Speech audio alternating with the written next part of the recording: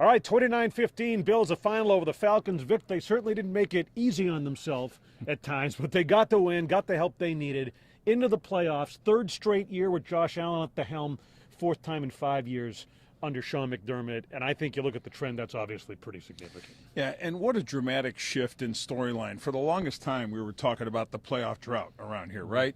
And now it's the expectation, it's the standard, and they believe that as a team, that the standard is get to the postseason, of course, go as far as you can there.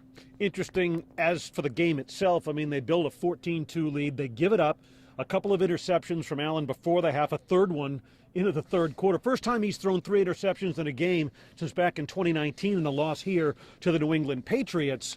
But the defense holds, and they buckle the thing down, and they go to the ground to do it. And that's been an issue with this team. But Devin Singletary, we've seen now a traditional running game emerge, which I think is obviously big at this time of the year. And once again, another dramatic shift in conversation, because earlier this year, so much of the talk was, is this really a playoff team? And it wasn't just because some losses were accumulating. It was largely because that run game was missing, also the run defense, but the run game was just non-existent. And now it's become a big part of what this team does. Listening to Jordan Poyer, the safety in the postgame, he talked about how at the half, down 15-14, no panic.